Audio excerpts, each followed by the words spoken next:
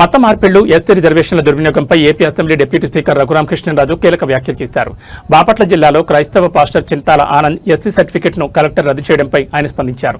గతంలో సదరు pastor SC atrocity case పెట్టగా పాస్టర్గా ఉన్న వ్యక్తికి ఎస్సీ హోదా ఎలా వర్తిస్తుందని కోర్టులు ఆ కేసును కొట్టివేశాయి. 1950 రాజ్యాంగ నిబంధన 34 ప్రకారం సుప్రీంకోర్టు ఇచ్చిన ఆదేశాల మేరకు కలెక్టర్ పాస్టర్ ఎస్సీ హోదాను రద్దు చేస్తూ ఉత్తర్వులు ఇచ్చారు.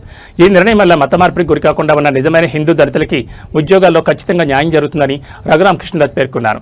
భవిష్యత్తులో కూడా చర్చలకు వెళ్తూ క్రైస్తవ సంప్రదాయాలు పాటించే వారి ఎస్సీ సర్టిఫికెట్లు రద్దవుతాయని స్పష్టం చేశారు.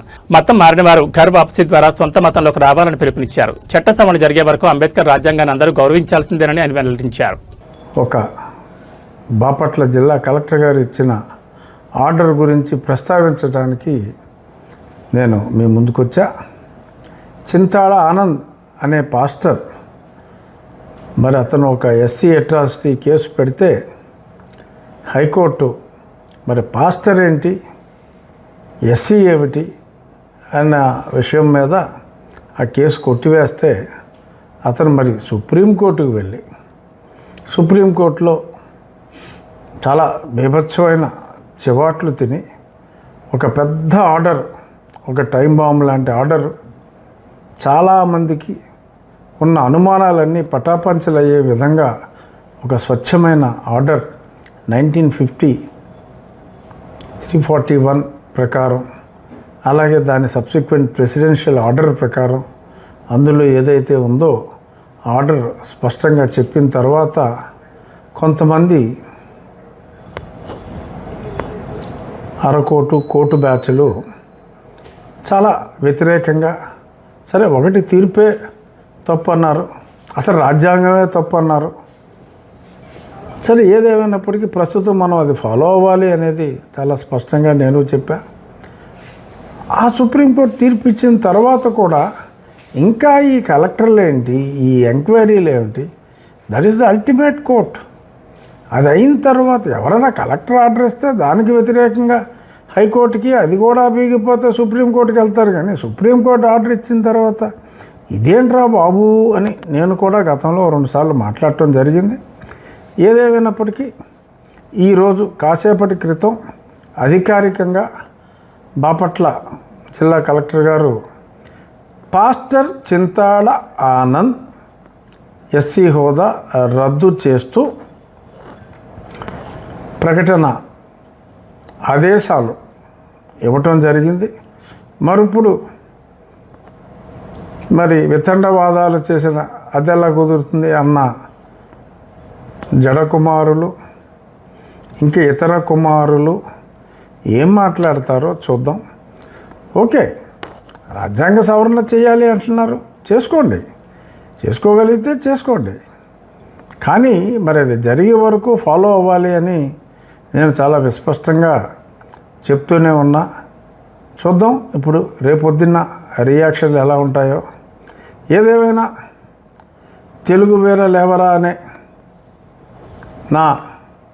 ఆ నినాదంతో అల్లూరి సీతారామరాజు గారి సినిమాలో శ్రీశ్రీ గారు, మహాకవి శ్రీశ్రీ గారు పేర్కొన్న ఆ నినాదంతో పెట్టిన మా ఫోరం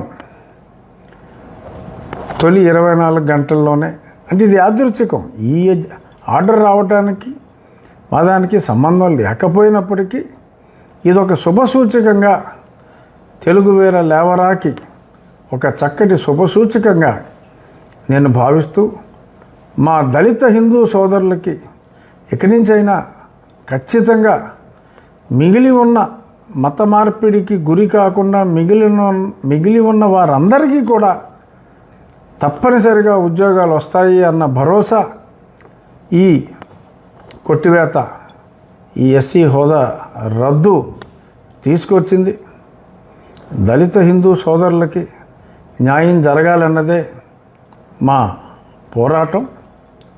ఖచ్చితంగా రేపు రాబోయే రోజుల్లో ఈ తీర్పును అనుసరించి ఇంకా ఎంతోమందికి ఎవరైతే ప్రొఫెస్ చేస్తారో, ఎవరైతే రెగ్యులర్గా వారం వారం గతి తప్పకుండా చర్చిలకి వెళతారో, ఎవరి తల్లిదండ్రుల్ని మరణించిన పిదప క్రిస్టియన్ శ్మశాన వాటికల్లో పూడ్చి పెడతారో వారి అందరికీ కూడా ఒకరోజు అటు ఇటుగా సర్టిఫికేట్లు రద్దు చేయబడతాయి.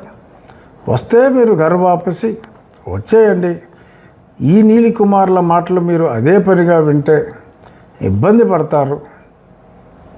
కాబట్టి నన్ను ఎన్ని బెదిరింపులకు గురి చేసినా నేను రాజ్యాంగానికి కట్టుబడ్డ నా విధానాన్ని మార్చుకునే ప్రసక్తే లేదు అని